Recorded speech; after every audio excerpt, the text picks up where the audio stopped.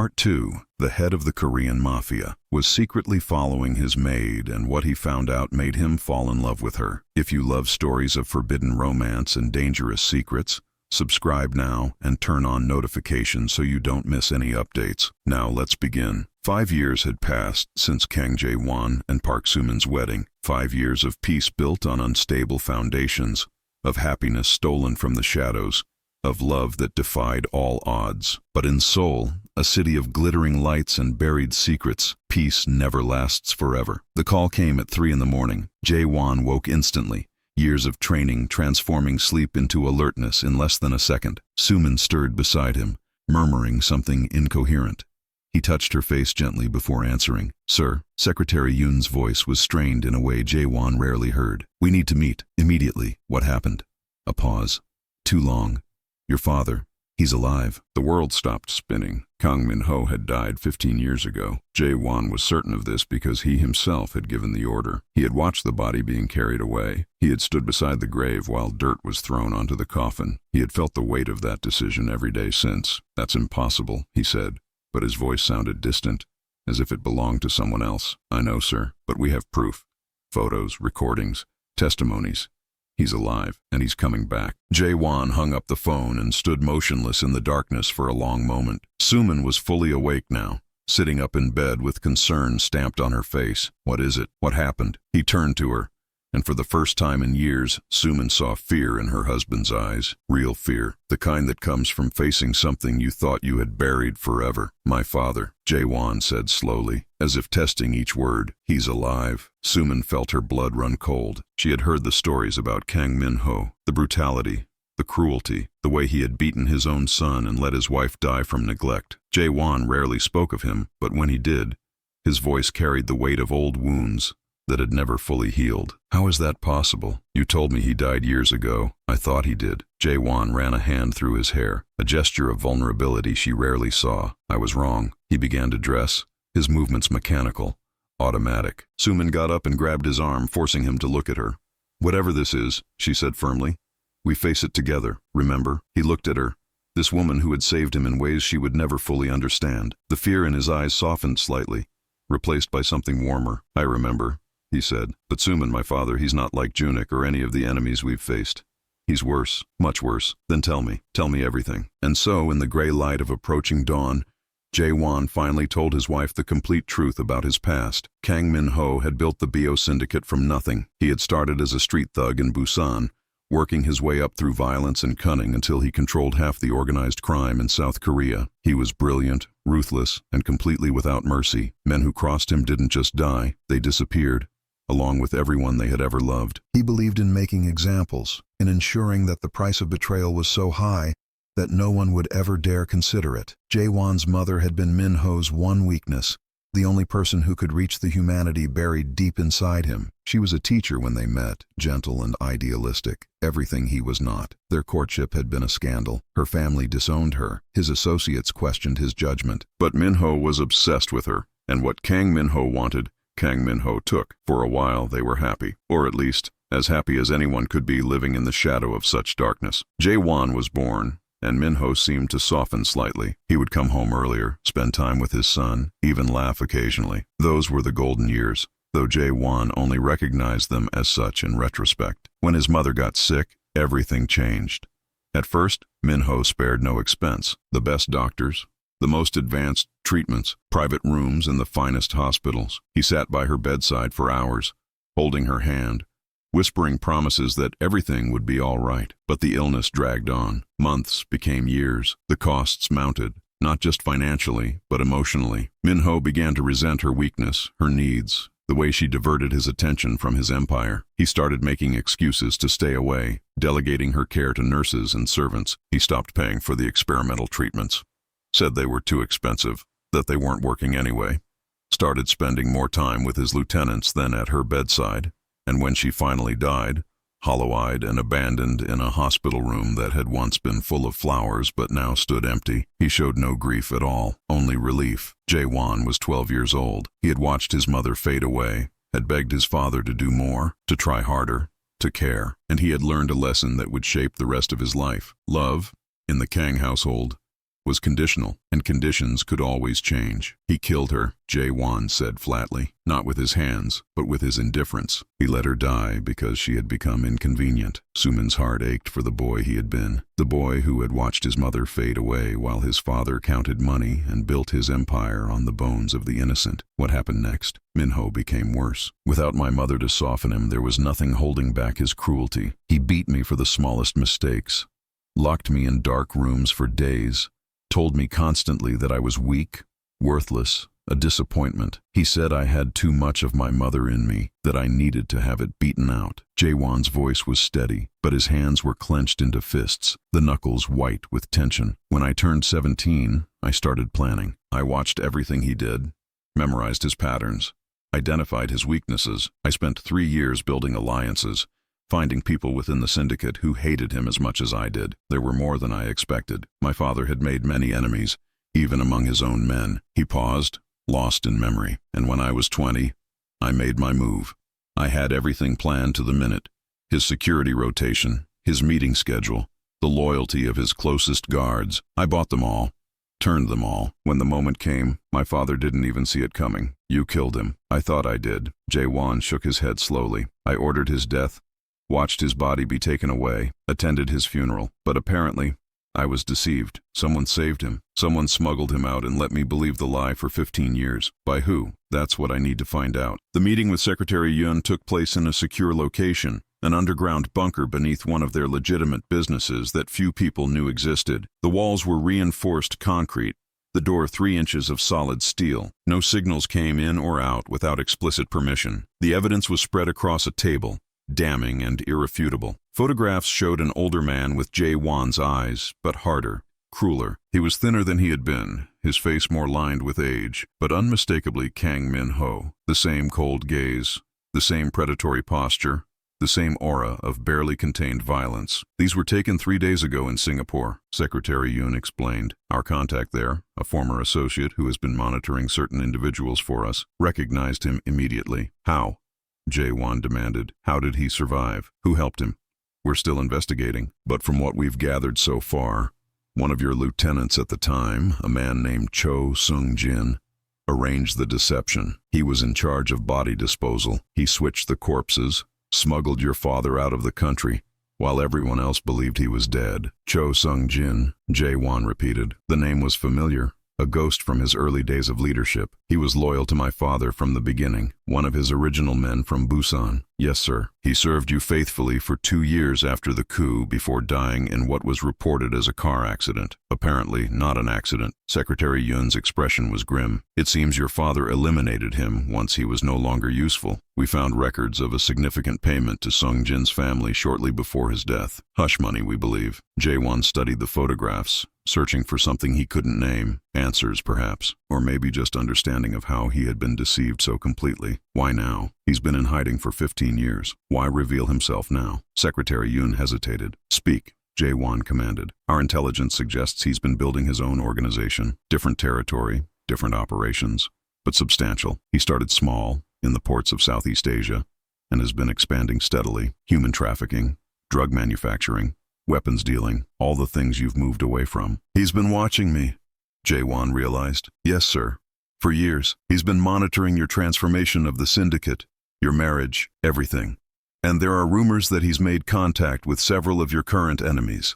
The remnants of the Huang clan, the Chen family in Hong Kong, others. He wants revenge. Yes, sir. And he wants what you took from him. He wants the syndicate back. Jae-won straightened, and the fear that had clouded his eyes began to transform into something else. Something harder, colder, more familiar. The ghost of Gangnam, dormant for years, began to stir. Then he'll have to take it from me. The first attack came 3 days later. Suman was at the hospital with Han, now a bright 10-year-old who had developed a fascination with medicine. The girl spent hours watching medical dramas, asking questions about procedures and diagnoses, declaring with absolute certainty that she would become a doctor someday. Suman encouraged this dream, seeing in Han's passion the same determination that had driven her own survival all those years ago. They were visiting the children's ward, where Han volunteered every Saturday. The hospital had been one of Jae-won's first major philanthropic investments, transformed from a struggling public facility into one of the best pediatric centers in Seoul. Han loved coming here,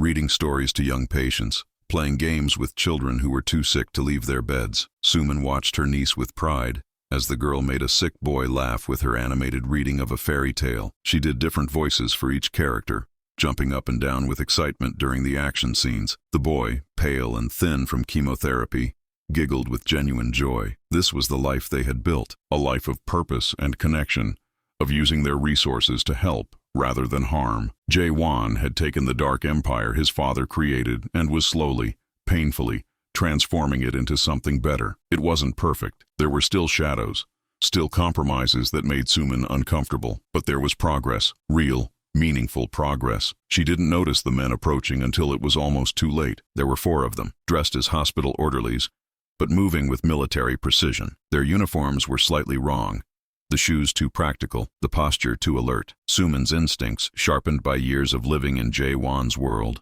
screamed a warning. "Han," she said quietly, keeping her voice calm and steady. "I need you to go find Nurse Kim right now, but I'm not finished with the story. The boy wants to hear the ending. You can come back and finish it later. Right now I need you to go." Something in Suman's voice made the girl look up. She had learned in her years with Aunt Suman and Uncle Boss to recognize when adults were serious. This was one of those times. "Okay," she said, standing slowly, "but I'm coming right back." She slipped away just as the first man reached for Suman's arm. "Mrs. Kang, you need to come with us." "I don't think I do." The man smiled coldly. He was muscular beneath the orderly uniform, his hands rough and scarred. That wasn't a request. Suman had learned things over the past 5 years. Jae-won had insisted on self-defense training, and she had taken to it with the same determination she applied to everything. Master Choi, the instructor Jae-won hired, had been skeptical at first. He trained professional bodyguards and special forces operatives. What could he possibly teach a former housekeeper? But Suman had surprised him. She wasn't strong, wasn't fast, wasn't naturally aggressive, but she was smart, observant, and ruthlessly practical. She learned to read body language, to anticipate attacks, to use her small size as an advantage rather than a weakness. She wasn't a fighter, not really, but she knew how to survive. She grabbed the man's wrist as he reached for her, twisted it at the angle Master Choi had taught her, and drove her elbow into his throat. He stumbled back, choking, eyes wide with surprise. The second man lunged at her, and she sidestepped, using his momentum against him, pushing him into a medication cart that crashed to the floor with a tremendous noise. Bottles shattered, pills scattered everywhere, and the man went down in a tangle of metal and plastic. The third and fourth men were more cautious now, circling her, blocking the exits. "We don't want to hurt you," the third man said. "Not permanently, but we will if you don't cooperate." Hospital security responded to the noise within seconds. Alarms blared, running footsteps echoed in the hallway. The attackers, realizing they had lost the element of surprise, exchanged glances. "We go," the leader said. Now they fled. But not before the third man called out a message that made Suman's blood run cold. "Your father-in-law sends his regards, Mrs. Kang. He says he's looking forward to meeting you, and meeting that pretty little niece of yours, too." Suman stood in the chaos of the hospital corridor, her heart pounding, surrounded by confused security guards and frightened staff, and understood with terrible clarity that the peace they had built was officially over. Jae-won's rage when he learned of the attack was terrifying to witness. He destroyed his study, the antique desk his mother had loved, smashed to splinters, the bookshelves she had filled with classics, overturned and scattered. He put his fist through the wall, through the window, through anything that got in his way. Blood streamed from his knuckles, but he didn't seem to notice or care. Secretary Yun and the other lieutenants stood frozen by the door, none daring to intervene.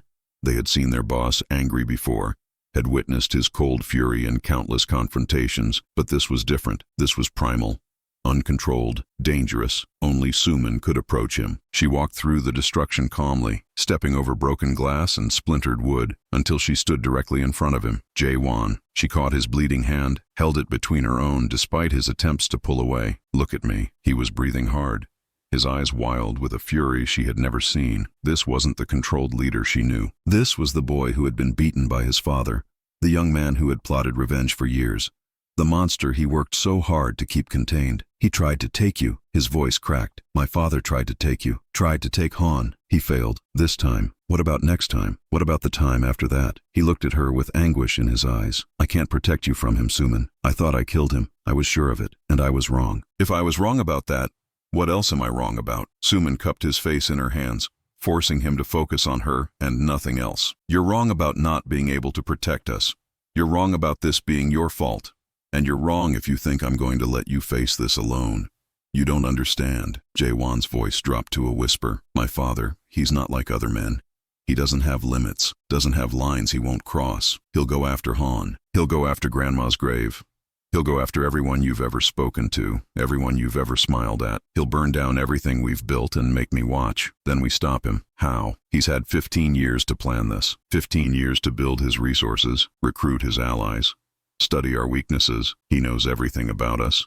We know almost nothing about him. We're playing catch-up in a game he started before we even knew we were playing. Suman was quiet for a moment. The room was silent except for Jae-won's ragged breathing and the distant sound of servants trying to figure out what was happening. Then she said something that surprised everyone in the room, including herself. Maybe we need to change the game. What do you mean? Your father expects you to fight like he would. Violence for violence. Power against power. He wants you to become him, to prove that you're really his son, that all your talk of change was just weakness waiting to be exposed. Jae-won flinched at the words. But that's not who you are anymore, Suman continued. That's not how you've operated for years. You've built legitimate businesses, formed alliances with people outside the criminal world, created goodwill in communities that used to fear the BO name. You have resources he doesn't even understand. What are you suggesting? I'm suggesting we use everything. Politicians who owe you favors, business leaders who benefit from your investments, law enforcement contacts who would rather see your father gone than back in power, media connections who could expose his operations to the world. We fight him with everything we have, not just guns and soldiers. Secretary Yun stepped forward hesitantly. Mrs. Kang, with respect. Kang Min-ho is not the kind of man who can be defeated by political maneuvering. He's survived this long precisely because he operates outside those systems. No, Suman agreed, but he can be contained by those systems, isolated, cut off from the resources he needs to operate. His accounts frozen, his allies pressured, his operations exposed. He can't run an empire if no one will work with him. No one will hide him. No one will do business with him. She turned back to Jae-won. We turn his own strategy against him. He spent 15 years building up strength in secret. We spent 15 days. 15 weeks if we have to, tearing it all down. And while he's dealing with pressure from all sides, while he's scrambling to hold on to what he's built, that's when we find him. That's when we end this. Jae-won looked at his wife with something like wonder. When did you become a strategist? I've been watching you for 5 years. Listening, learning. Some things rubbed off. Despite everything, despite the blood on his hands and the destruction around them and the terror of what was to come, a ghost of a smile crossed his face. My wife, the general, your wife, the person who is not going to let your monster of a father destroy our family. The plan took shape over the following weeks. Jae-won reached out to his contacts in the government, calling in favors he had accumulated over years of careful relationship building. Minister Park in the Justice Department had a gambling problem that Jae-won's people had helped keep quiet. Deputy Director Choi at the National Intelligence Service had a son who had gotten into trouble at university. Trouble that had mysteriously disappeared. Senator Kim had accepted campaign contributions that weren't entirely legal through channels that couldn't be traced. One by one, Jae-won collected on these debts. He didn't threaten, didn't need to. The implications were clear. Help me, or I stop helping you. Investigations were quietly opened into organizations connected to Min-ho. Bank accounts in Singapore, Malaysia, and Thailand were frozen by authorities suddenly interested in money laundering. Shipping companies that had moved his goods found their licenses revoked for safety violations. The construction firms he used as fronts were subjected to tax audits that would take years to resolve. The net began to tighten. At the same time, intelligence operations intensified. Every resource the BO syndicate possessed was directed toward finding Kang Min-ho's location. They tracked his money through a maze of shell companies and offshore accounts. They monitored communications channels, looking for patterns and connections. They interrogated former associates, offering amnesty or threatening exposure, whatever it took to get information. Slowly, painfully, a picture emerged. Min-ho had based himself in Singapore, but had operations throughout Southeast Asia. His organization was smaller than BO but more vicious, specializing in the kinds of activities Jae-won had abandoned years ago: drug trafficking, human smuggling, contract killing. The darkness Jae-won had tried to escape, his father had embraced completely. He's built an empire in my shadow, Jae-won realized during one late-night strategy session. Everything I stopped doing, he started. Everything I gave up, He took. He's trying to be what he thinks you should have been, Suman said. The son he wanted. I was never going to be that son. Not even when I was following his orders, not even when I was living in his house. There was always something in me that resisted. Your mother, Secretary Yun suggested quietly. Jae-won nodded slowly. She taught me, without ever saying the words directly, that there was another way. That strength didn't have to mean cruelty. That power didn't have to mean destruction. I forgot that for a long time after she died. But it was always there, waiting. Suman took his hand. And that's why your father will never beat you, because you have something he doesn't. What? Hope. You believe things can get better. He only believes in power and control. When those fail him, he'll have nothing left. The war, because that's what it was despite the lack of open battles, continued for weeks. Minho's attacks became more frequent, but also more desperate. A car bomb that destroyed one of Jae-won's warehouses, but killed no one. A cyber attack that temporarily disabled their banking systems, but was traced back and neutralized within hours. Threatening letters sent to Han's school, which only resulted in increased security and police involvement. He's testing us, Jae-won said during a strategy session. These attacks, they're not meant to succeed. They're meant to provoke, to make me emotional, to force me into mistakes. Then we don't give him what he wants. Suman replied. We stay calm. We stay focused. We stick to the plan. But it was hard to stay calm when threats seemed to come from every direction. Han's school received bomb threats. The girl had to be pulled from classes, educated at home by private tutors. She didn't understand why she couldn't see her friends, why she had to have bodyguards everywhere she went. She became withdrawn, sullen, scared in ways she didn't know how to express. I want to go back to normal, she told Suman one night, tears streaming down her face. I hate this. I hate all of this. Suman held her close. I know, sweetheart, I know. It won't be forever. Promise? I promise. It was a promise Suman wasn't sure she could keep, but she made it anyway, because that's what love required. Hope in the face of despair. Businesses connected to the syndicate were vandalized, windows smashed, fires set, employees threatened. Some of them, the legitimate ones that employed ordinary people with ordinary lives, began to suffer. Workers quit out of fear. Customers stayed away. The dream of going fully legal began to seem more distant than ever. 3 of Jae-won's trusted lieutenants were killed in separate incidents, each one a message from his father. Lieutenant Park, who had been with Jae-won since the beginning, was found in his apartment with his throat cut. The word traitor was carved into his chest. Lieutenant Choi, who had helped plan the original coup against Minho, was shot during his morning jog. The killer was never found. Lieutenant Nam, who had overseen the legitimate business operations, was killed in what was staged to look like a robbery gone wrong. But the message was clear. No one is safe, Minho was saying.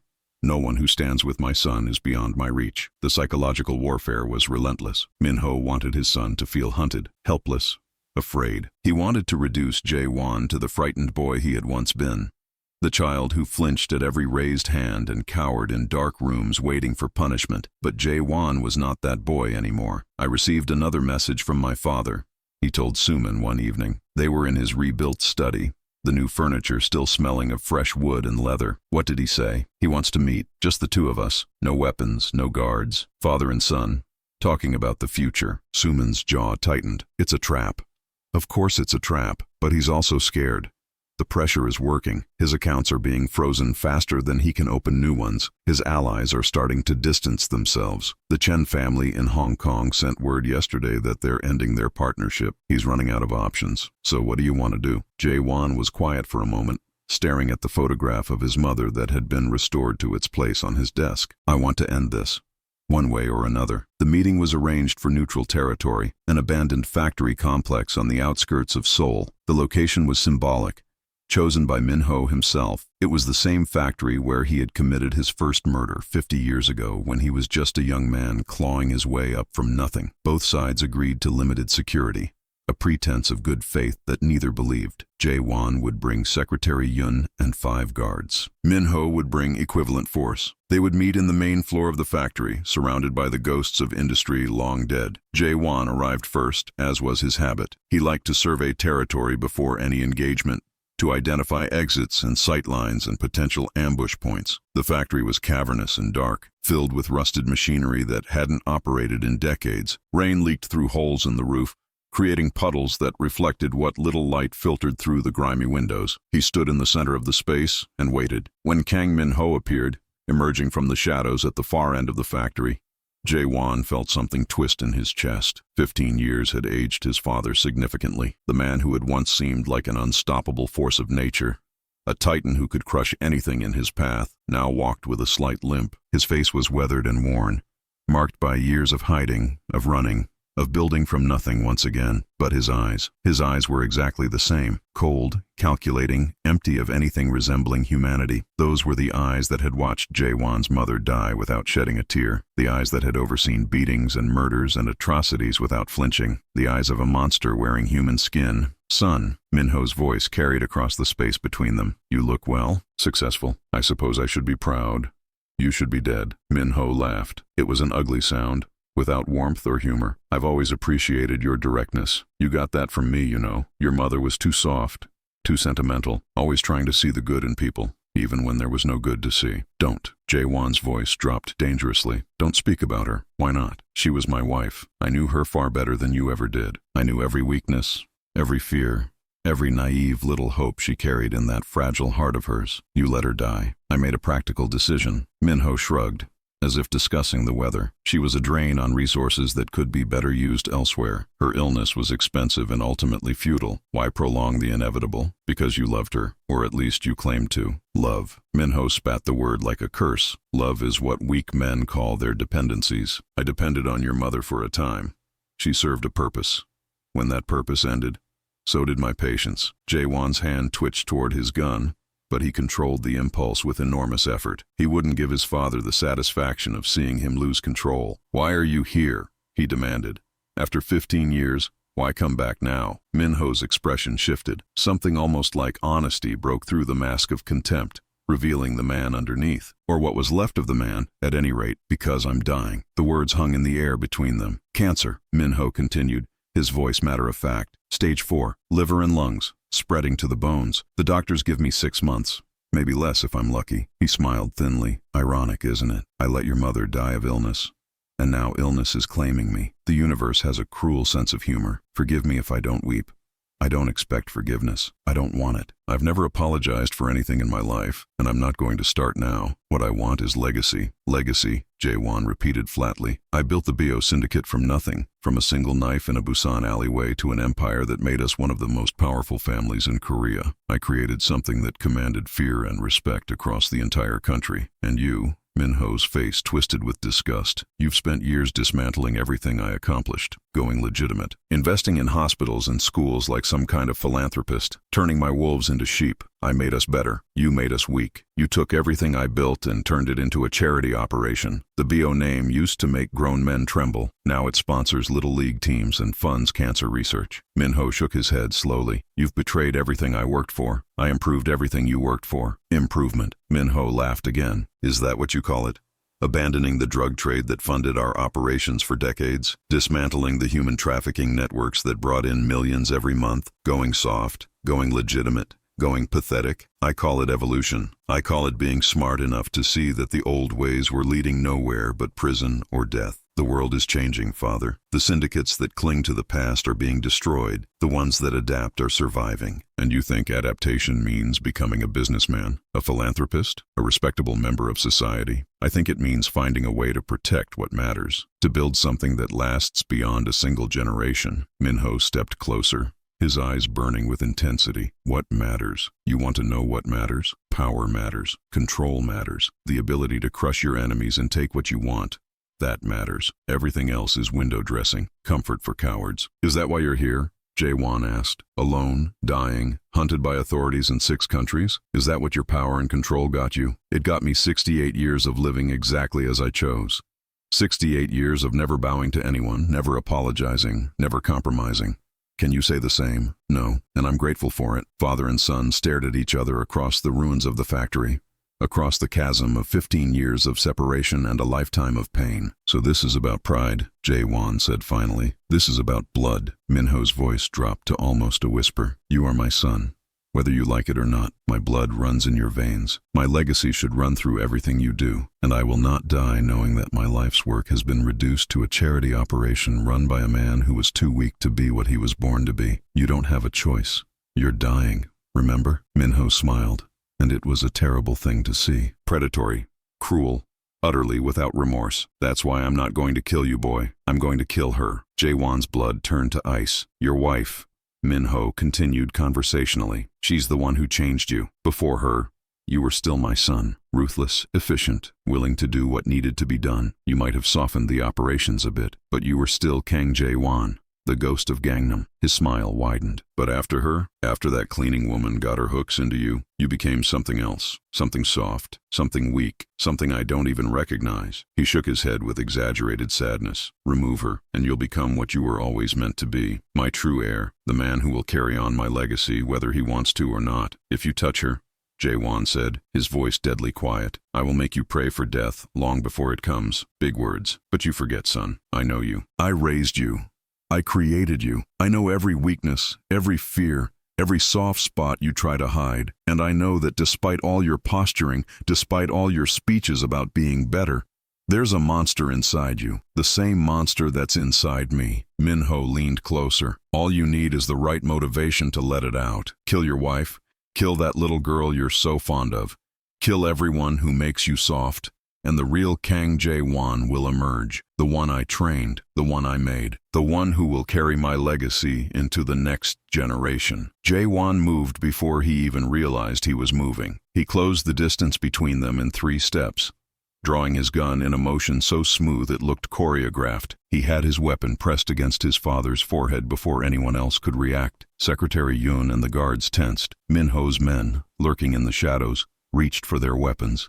The moment balanced on a knife's edge. "Give me one reason," Jae-won hissed. "One reason not to finish what I should have done 15 years ago." Min-ho didn't flinch, didn't even blink. If anything, he seemed pleased. "Because if you kill me here, my people have orders to attack everyone you love. Your wife, that little girl she's so fond of, the old woman's grave, every friend, every ally, every person who has ever smiled at you. They'll all die, slowly. You're bluffing." "Am I?" Min-ho's eyes gleamed with malicious pleasure. "You know me, son. You know I don't bluff. I made arrangements years ago. Dead man switches in a dozen locations. Kill me, and the orders go out automatically. And I promise you, what will happen to your precious family will make everything I did to you as a child look like a gentle caress." The seconds stretched like hours. Jae-won's finger rested on the trigger. The pressure was there, just a fraction away from ending everything, from killing the monster who had haunted his entire life, from finally being free. But his father's words echoed in his head. If he pulled this trigger, could he live with the consequences? Could he sacrifice Suman, Han, everyone he loved for the satisfaction of revenge? The monster inside him screamed yes, screamed that nothing mattered except destroying this creature who had caused so much pain, screamed that the world would be better off with Kang Min-ho dead, whatever the cost. But the man Suman had helped him become said no. He lowered the gun. Min-ho's smile widened into a grin of triumph. "I knew it. I knew you didn't have the strength. Your mother's weakness, showing through again." "This isn't weakness," Jae-won said quietly.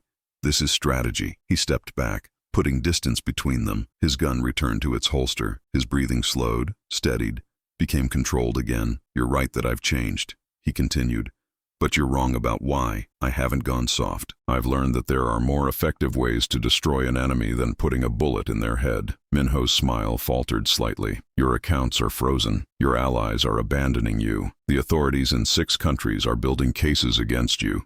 The Chen family cut ties yesterday. The Vietnamese connections are being investigated as we speak. And now, thanks to this meeting, I have a recording of you confessing to planned murders." Jae-won pulled out his phone, showed it to his father. The recording app was clearly visible, the timer showing how long their conversation had been captured. "Every word you said is documented. Your threats against my wife and child, your plans to kill them, your orders to your men. And in about 10 minutes, copies will be delivered to every law enforcement agency in Southeast Asia." Min-ho's face went pale with rage. "You think that will stop me? I've evaded authorities for 15 years, when you had resources, when you had allies, when you had time." Jae-won's voice was calm, almost gentle. "You don't have any of those things anymore, father. You're a dying man with no money, no friends, and now no escape." "I'll kill her," Min-ho snarled, all pretense of composure gone. "I'll kill them all before they can take me." "No, you won't." On cue, Secretary Yoon and the guards stepped forward, but they were not alone. From other parts of the factory, from shadows and hiding places, more figures emerged. Men in suits who were clearly not syndicate members. "These gentlemen are from Interpol," Jae-won explained, his voice steady. "They've been very interested in your activities. I promised them full cooperation in exchange for protective custody for my family and immunity for certain past activities. You brought the law?" Minho's voice rose to a shout. "You brought the law against your own father? You're not my father. You're the man who murdered my mother and spent my childhood beating me. You're a monster wearing human skin, and today the world finally gets to see you for what you really are." Minho looked around, finally understanding the trap that had closed around him. His men were outnumbered. His escape routes were blocked. His leverage was gone. "You planned this," he breathed. "From the beginning, the meeting, the location, all of it. You lured me here. I learned from the best. You always said to know your enemy better than they know themselves, to anticipate their moves before they make them, to turn their strengths into weaknesses." Jae-won paused. "I was paying attention during all those lessons, father, even the ones you didn't intend to teach." Minho's face contorted with fury. Then, suddenly, it went slack. The anger drained away, replaced by something Jae-won had never seen in his father before: resignation. "So this is how it ends," Minho said quietly. "Outsmarted by my own son. Betrayed by my own blood. Captured instead of killed. This is how it ends." Jae-won agreed. Minho looked at him for a long moment. Really looked at him, perhaps for the first time since Jae-won was a small child. "You're more like me than you want to admit," he said finally. "No," Jae-won replied. "I'm exactly who I want to be. That's the difference. You were always trying to force me into your mold, to make me a copy of yourself. But I chose a different path. I chose to be better, and that's something you'll never understand." The Interpol agents moved forward, handcuffs ready. Minho offered no resistance. There was no point anymore. The game was over, and he had lost. But as they led him away, he called out one last time, "She'll destroy you, son. That woman you love so much. Love always destroys men like us.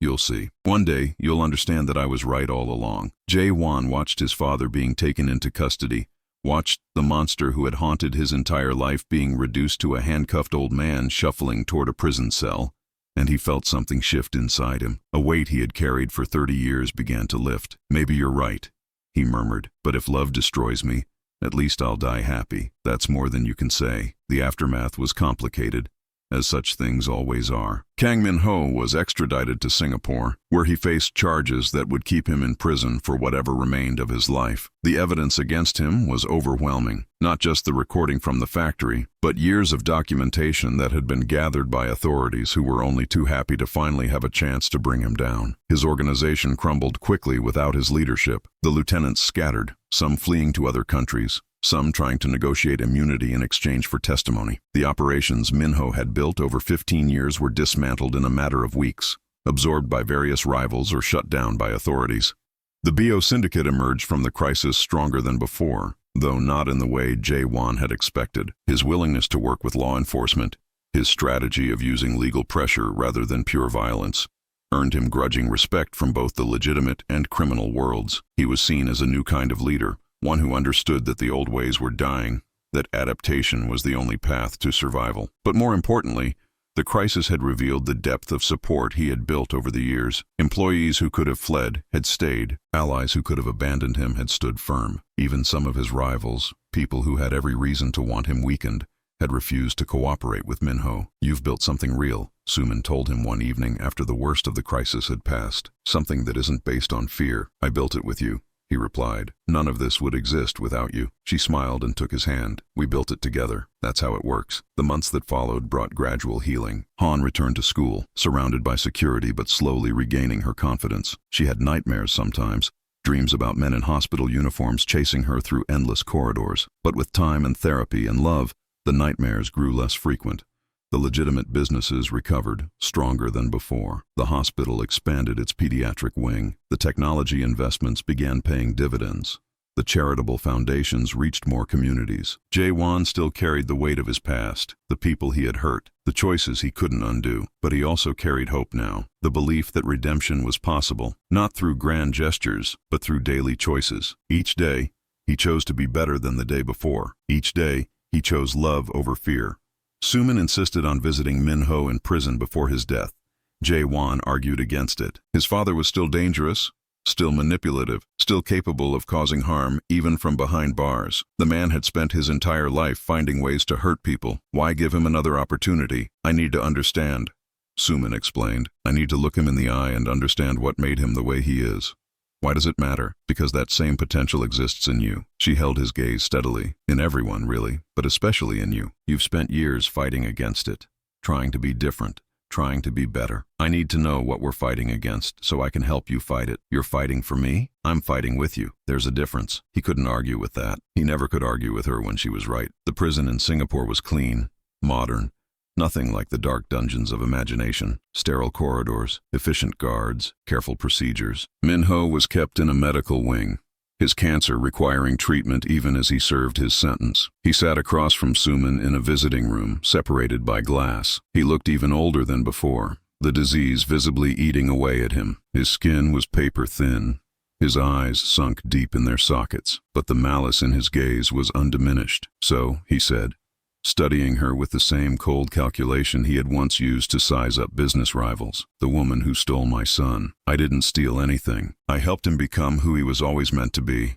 A cleaner, a housekeeper. Min-ho's lip curled. He could have had princesses, could have had the daughters of presidents and crime lords. Instead, he chose you. Yes, Suman agreed simply. He did. You must be very proud of yourself. I am, actually. Proud of him.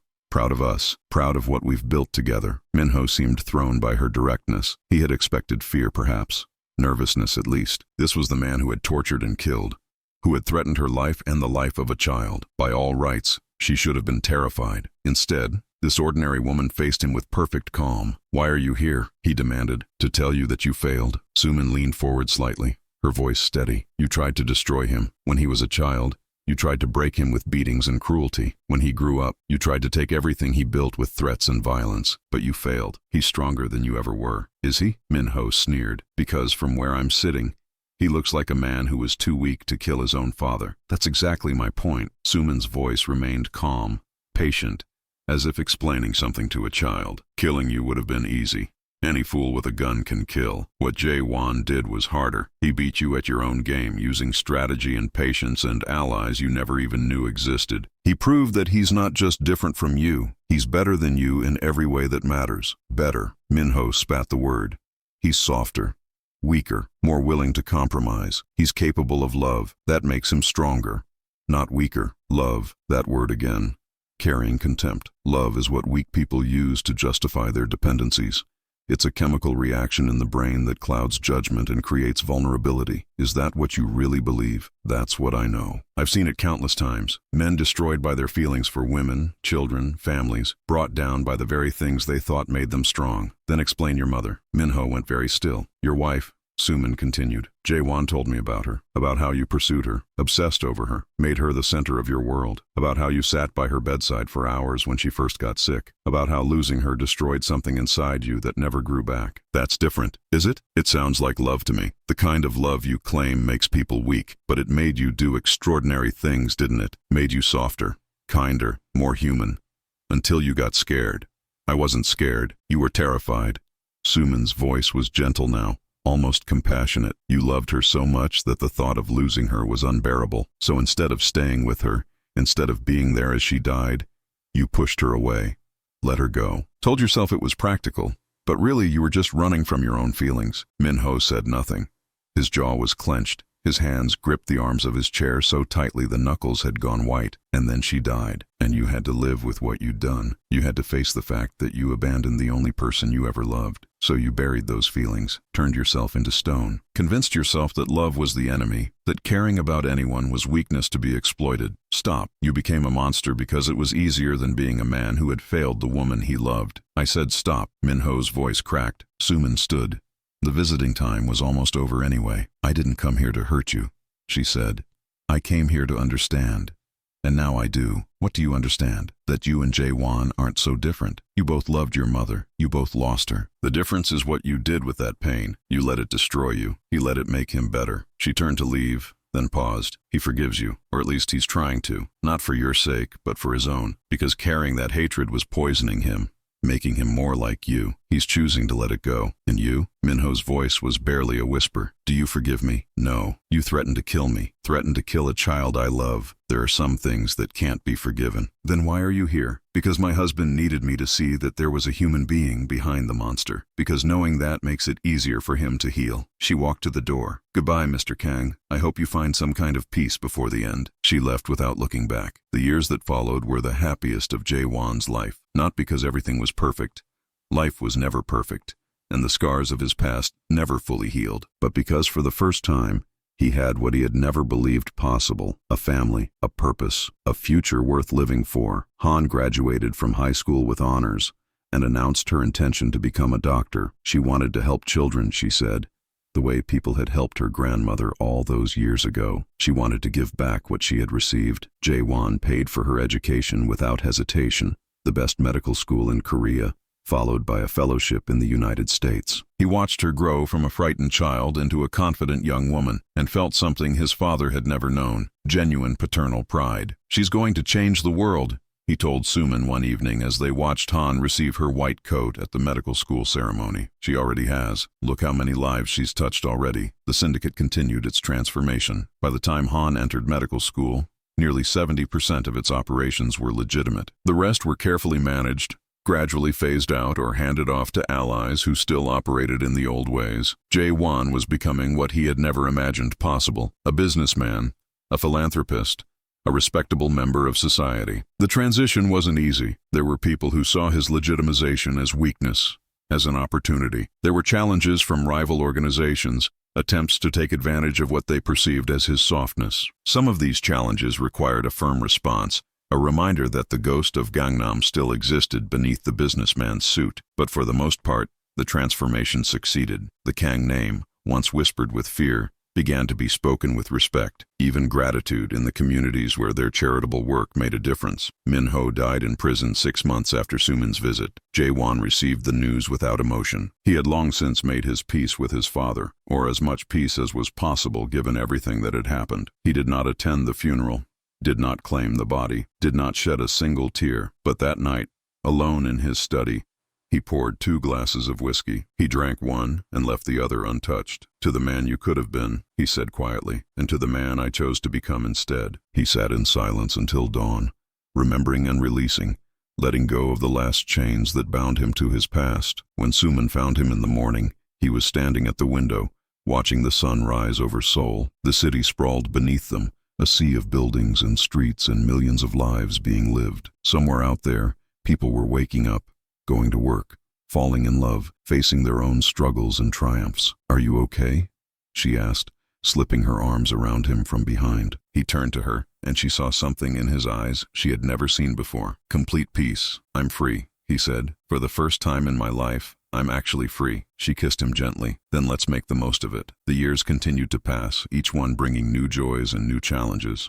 Han completed her medical training and became a pediatric surgeon, one of the best in the country. She married a kind man named Jung Ho, a fellow doctor who made her laugh and supported her ambitions without jealousy. They gave Jae-won and Suman 2 grandchildren to spoil, a boy named Min, in honor of the grandfather he never knew, and a girl named Yuna, after Jae-won's mother. The choice of the boy's name surprised everyone. Are you sure? Suman asked when Han announced it. After everything his grandfather did, the name isn't the man.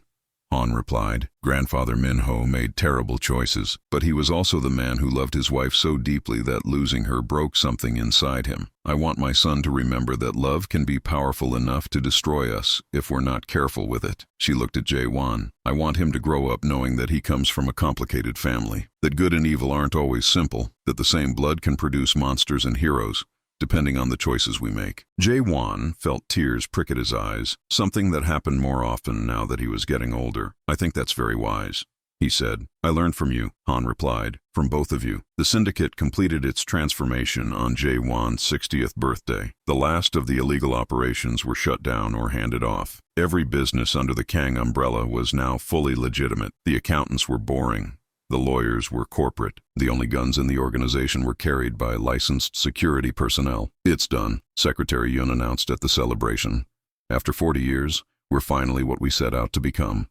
Secretary Yun himself had aged considerably. His hair was white now, his face lined with decades of service.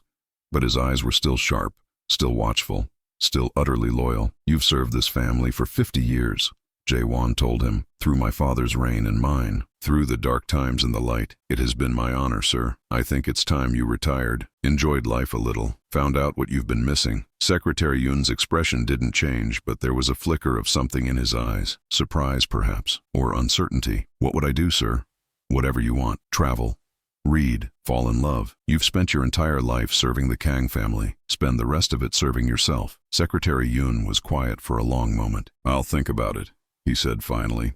He did retire eventually, bought a small house near the ocean, took up fishing of all things. He lived another 10 years, peaceful years, free from the violence and intrigue that had defined most of his life. At his funeral, Jae-won wept openly. The man had been more of a father to him than his actual father had ever been. Jae-won and Suman grew old together, their love deepening with each passing year. They fought sometimes, disagreed often, and challenged each other constantly. They had arguments about money and grandchildren and whose turn it was to choose what to watch on television. Small arguments, domestic arguments, the kind of arguments that only happen when two people are completely comfortable with each other. But they never doubted that they belonged together. On their 40th wedding anniversary, they returned to the hospital where they had first faced danger together. It was barely recognizable now, transformed from a struggling public facility into one of the best pediatric centers in Asia. The Kang Foundation had funded expansion after expansion, adding wings and equipment and programs that served thousands of children every year. "Do you remember?" Suman asked as they walked through the gleaming corridors. "Those men who tried to take me." Jae-won's arm tightened around her instinctively, even after all these years. "I remember wanting to burn the world down to find you, and I remember knowing that you would come. Always," he said. "I'll always come for you." They visited the children's ward, where young volunteers read stories to sick patients. The tradition Han had started all those years ago had grown into a formal program, with dozens of volunteers and hundreds of children served. "She loved coming here," Suman said, watching a teenage girl make a sick boy laugh with her animated reading. "I think it was when I knew she was going to be someone special. She was always someone special, just like you." Suman looked at him, this man who had been monster and savior, enemy and lover, stranger and soulmate. "What made you save my grandmother all those years ago?" she asked. "You never really explained." Jae-won was quiet for a moment, remembering that young woman who had argued semantics with a crime boss in his own kitchen. "I told you that you reminded me of someone I used to be." "I remember," I lied. He smiled softly. "You didn't remind me of anyone. You were completely new, completely unexpected. Someone who should have been afraid of me but wasn't. Someone who was carrying an impossible burden but never complained. Someone who made me feel, for the first time in years, that maybe there was more to life than power and control. So it wasn't strategy, it was falling in love," he admitted, "before I even knew what was happening." "You walked into my kitchen and changed everything." Suman took his hand. "We changed each other." "Yes," he agreed. "We did." The end came peacefully, as such things go. Kang Jae-won died in his sleep at the age of 82. His wife was holding his hand as she had held it through triumph and tragedy, through joy and sorrow, through all the years of their extraordinary life together. He slipped away in the quiet hours of the night, between one breath and the next. No pain, no struggle, just a gentle release, like a long-held sigh finally let go. Suman didn't cry at first. She sat beside him as the dawn light crept through the windows, holding his hand even though it was growing cold. She remembered the first time she had seen him, terrifying in his power, and the first time he had smiled at her, revealing the lonely boy beneath the monster's mask. She remembered their first kiss.